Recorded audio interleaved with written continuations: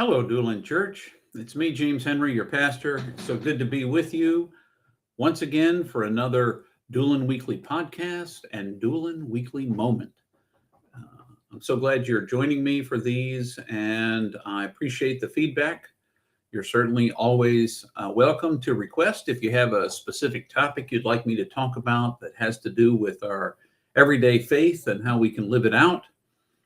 But until I get those kinds of requests, I guess I will see what arises on a particular day and what seems to be calling out to me.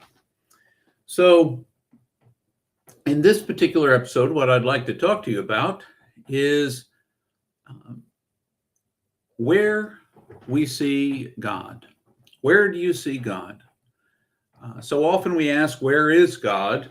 In the middle of the worst possible moments, when we see so much divisiveness and brokenness in the world, we end up wondering about all this fragmentation and asking the question, where is God?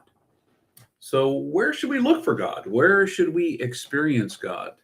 And maybe we should drop that word should, because you can look for God anywhere. I remember a song back from the 80s, long before some of you were born, looking for love in all the wrong places. And maybe we could look for God in all the wrong places. Although, since God is everywhere, we will encounter God in all those places that we look. Perhaps the question isn't where is God, but why aren't we seeing God in the places that we go? Is it because we've trained ourselves or been trained not to see God in those places?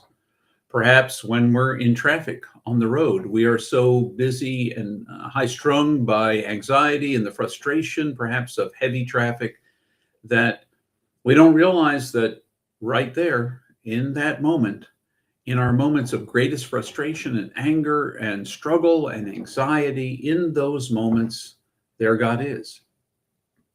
God is with us in those moments, perhaps even closer. At least that's been my experience, because we actually need or rely on God more in those moments. What about when we're taking a walk in the neighborhood? If you do that, where are some places you might see God there? You've trained to see sidewalk and uh, concrete. You've trained to see the asphalt and to wave at neighbors, perhaps to avoid being in traffic when you're taking that walk. But have you noticed the flowers when you take a walk? And remembered the origin of those flowers, where they came from. They are a gift from God to us. They add beauty to our lives.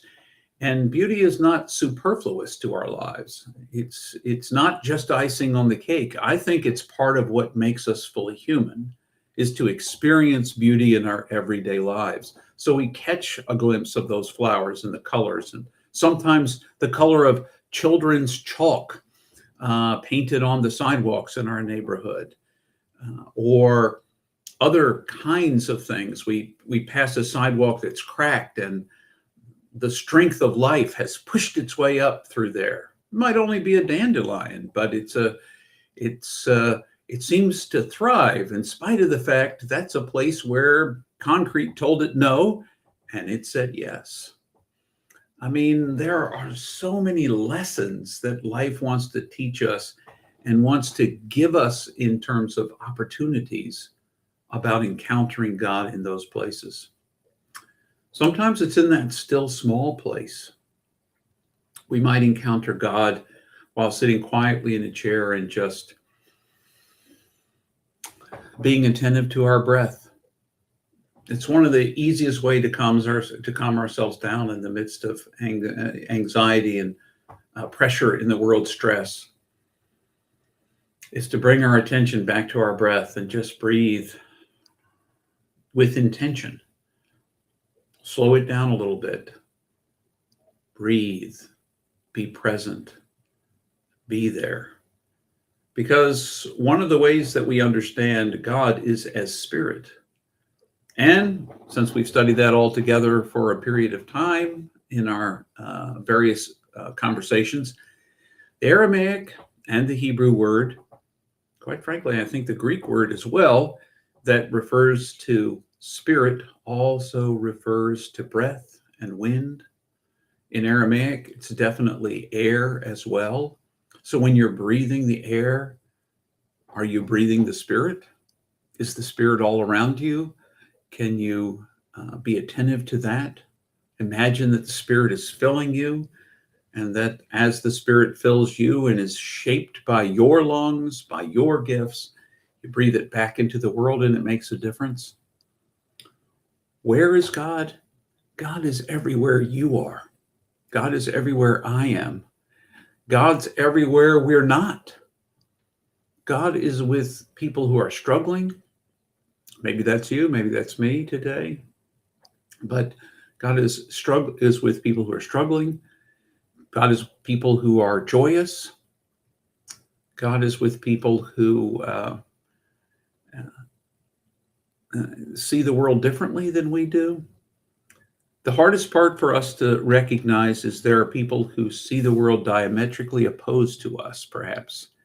And we think of them as people who don't get God, don't see God. Even I find myself doing that, because certainly I hear people talking about a Jesus I don't know. A judgy Jesus, an angry Jesus. I only saw Jesus angry a couple times in the stories about him. And mostly it had to do with religious people who were sure they were the only ones who knew the right answers about who God is. Most of the rest of the time, I didn't see a lot of angry Jesus.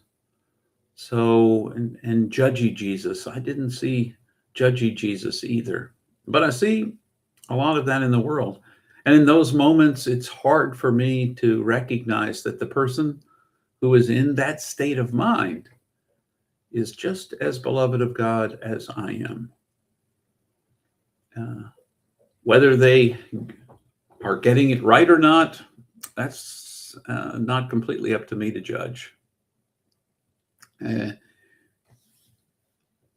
So I want to offer you the encouragement, and I've done it in a variety of ways, but to really look this week, look in the days ahead. Where do you see God? Think of reports from the field. I talked about this a couple of weeks ago in the Weekly Moment weekly podcast, but reports from the field. Where would you say that you saw God? Don't be afraid to pull me aside on a Sunday morning if you're in worship. Or don't be afraid to send me an email, pastor@doolinchurch.org, and share with me the places that you encountered God out in the world. In that homeless person who was panhandling on the corner, and you talked to him and that changed your moment. In the conversation with a small child who has all the wonder that you thought you had lost, and for a moment you catch a glimpse of the wonder all over again. You know, just for the fun of it, when we talk about, particularly in the Hebrew Bible, what often is called the Old Testament, when we talk about the fear of God, the word that we translate fear could just as easily be translated awe, wonder, the breathtaking nature of God. How often do you just take a glance at the stars and stand in awe? God isn't so interested in you being afraid as in being in awe and wonder, this beautiful mystery we're a part of. And when you encounter mystery, you encounter God. When you encounter your neighbor, you encounter God. When you encounter a flower, you encounter God. God isn't those things, but God is in those things, and God reveals the divine in those moments. So be on the lookout. Be on the lookout for God in your everyday life, in your favorite music, in your favorite silence, in all the places you go, in all the things you do. Because wherever you go, there goes God as well. So it's been great to be with you this week. I wish you all the best. Until the next time we're together, please feel free to drop me an email. Let me know what you're thinking, any questions you have, any thoughts you have, any topics you'd like